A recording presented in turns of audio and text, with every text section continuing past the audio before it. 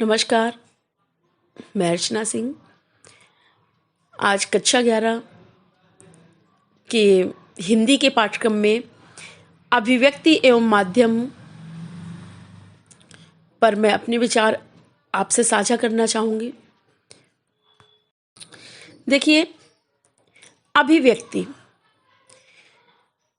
पहले इस शब्द के ही अर्थ पर जाते हैं। देखिए, साधारणतः तो देखा जाता है कि अभिव्यक्ति का तात्पर्य है कि अपने मन के भावों और विचारों को दूसरों के समक्ष व्यक्त करना, दूसरों के समक्ष सामने कहना, दूसरों के सामने प्रदर्शित करना। लेकिन आपके पाठ्यक्रम में जो अभिव्यक्ति है उसका तात्पर्य अभिव्यक्ति से है कि अपने विचारों को प्रकाशित करना। पर सबसे पहले हम अभिव्यक्ति के मूल अर्थ में जाएंगे। देखिए, वैसे तो भारतीय संविधान के अकॉर्डिंग देखते हैं अगर तो हमारे भारतीय संविधान में सभी को अपने भावों और विचारों को व्यक्त करने की पूर्ण स्वतंत्रता प्रदान की गई है। सभी अपने मन के भाव और विचारों को दूसरों के समक्ष व्यक्त कर सकते हैं। लेकिन कई बार ऐसा देखा गया कि लोग जब कुछ बोलना चाहते हैं तो हड़बड़ा जाते हैं, अपनी बात को सही तरीके से व्यक्त नहीं कर पाते हैं और यही कारण रहता है कि उनकी बात प्रभावी नहीं रहती है। और ये भी देखा जाता है कि कई बार अपनी बात को उचित ढंग से व्यक्त ना करने के कारण बात का गलत अर्थ भी निकल आता है। तो हमें सर्वप्रथम यह देखना चाहिए कि हम किसी के समक्ष अगर हम अपनी बात को व्यक्त करते हैं तो इतने बेहतर ढंग से व्यक्त करें कि सामने वाला हमारी बात को भली भांति समझ जाए। यदि सामने वाला हमारी बात को समझ नहीं पा रहा है कि हम कहना क्या चाहते हैं तो हमारी बात वहीं पर निरर्थक हो जाती है, उसका कोई अस्तित्व नहीं रह जाता है। और इस कारण से हम जो कहना चाहते हैं, हमारा जो उद्देश्य है वह भी हमारा पूर्ण नहीं हो पाता है। अपने छात्रों से कहना चाहूंगी, छात्राओं से, कि अपनी बात को किसी के सामने व्यक्त करना सीखें। यही अभिव्यक्ति है। जब तक आप इस शब्द के अर्थ को नहीं समझेंगे, इस शब्द की गंभीरता पर नहीं जाएंगे, तब तक आप अपनी बात को किसी के सामने उचित ढंग से व्यक्त नहीं कर पाएंगे। हम किसी के सामने भी अपनी बात को रखें तो बेहद ही सरल शब्दों में रखें, सहज भाव से रखें।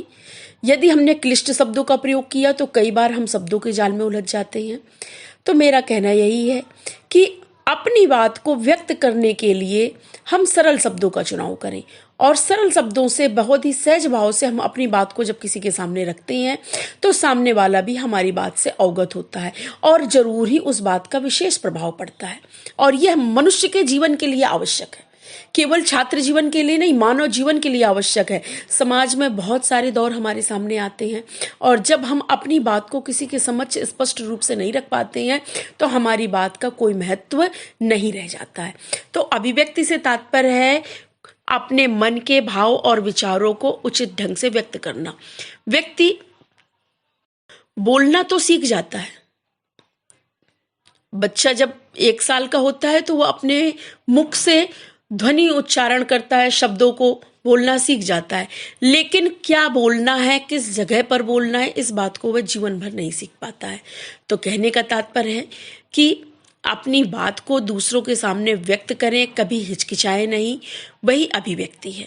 जब तक आप इसको नहीं समझेंगे तब तक आप अभिव्यक्ति और उसके माध्यमों पर चर्चा नहीं कर सकते जो कि आपके पाठ्यक्रम से जुड़ा हुआ है, और ना ही उस पर बेहतर प्रदर्शन कर सकते हैं। अब रही बात माध्यमों की, तो अपनी बात को, चूंकि आपके पाठ्यक्रम से जुड़ा है, अभी तक मैं आपके अभिव्यक्ति का अर्थ समझा रही थी।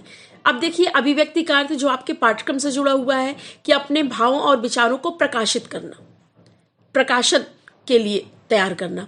तो देखते हैं कि हमारे समाज में अपने भावों और विचारों को प्रकाशित करने के लिए अनेक माध्यम हैं, जैसे समाचार पत्र पत्रिकाएं हैं, रेडियो है, टेलीविज़न है, सिनेमा है, इंटरनेट है।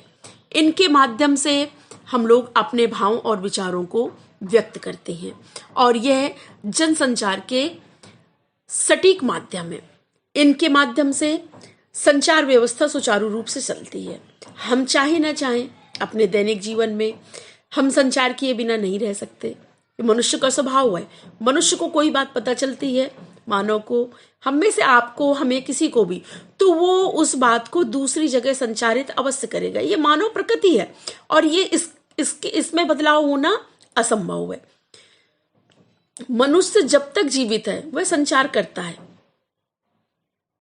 और संचार समाप्ति, यदि मनुष्य ने संचार समाप्त कर दिया तो उसका तात्पर्य हुआ कि मनुष्य और उसकी बौद्धिक दुनिया का अंत।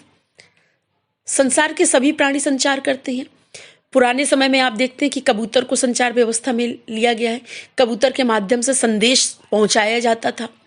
तो ऐसा नहीं कि मनुष्य ही संचार करता है, संचार तो पशु पक्षी भी करते हैं, किंतु मनुष्य की संचार क्षमता और कौशल अत्यंत उत्तम है।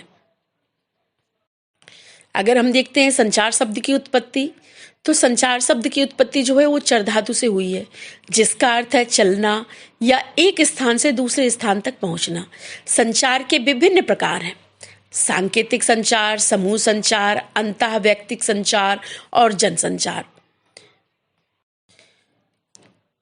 किंतु आपका पाठ्यक्रम जो है जनसंचार पर आधारित है, तो जनसंचार माध्यम के अंतर्गत किसी भी सूचना या संदेश को विभिन्न कृत्रिम माध्यमों के द्वारा विशाल जनसमूह तक पहुंचाना जनसंचार कहलाता है, जिसमें आप प्रयोग करते हैं रेडियो का, टेलीविजन का, इंटरनेट का और समाचार पत्र पत्रिकाओं का। इनके माध्यम से सूचना को प्रसारित किया जाता है और सूचना का आदान प्रदान किया जाता है। एक दूसरे के बीच दूरी और समय को इस संचार माध्यम ने बहुत ही कम कर दिया। बहुत दूर बैठे लोगों से हम बात कर सकते हैं और आज इंटरनेट के माध्यम से, मोबाइल के माध्यम से हम उनको देख भी सकते हैं, जो कि यह मानव की बहुत बड़ी उपलब्धि है। मनुष्य जब तक जीवित है वह संचार करता है। यहाँ तक कि एक बच्चा भी संचार के बिना नहीं रह सकता। यदि उसे कोई तकलीफ है, कोई दिक्कत है, तो वह रोकर चिल्लाकर अपनी माँ का ध्यान अपनी ओर आकर्षित करता है, खींचता है। तो कहने का तात्पर्य है कि मानव प्रवृत्ति है संचार, और संचार अभिव्यक्ति से जुड़ा हुआ है। हम अपनी भावों का, विचारों को दूसरों के सामने प्रकट करते हैं और वह जनसंचार कहलाता है। तो आज का विषय यही था कि अभिव्यक्ति का अर्थ समझाना, अभिव्यक्ति है क्या, और इसके साथ उसके माध्यमों से आपका परिचय कराना। और इसका परिचय हमने कक्षा के दौरान आपको कराया है। जनसंचार के जितने भी माध्यम हैं उन पर विधिवत चर्चा भी हुई है और उन पर कुछ महत्वपूर्ण बातों को लिखाया भी गया है। आज के हमारे इस वीडियो को बनाने का यही उद्देश्य था कि आप अभिव्यक्ति माध्यम को पढ़ तो रहे हैं, लेकिन अभिव्यक्ति और उसके माध्यमों को के अर्थ को समझें और उनको जानें। धन्यवाद।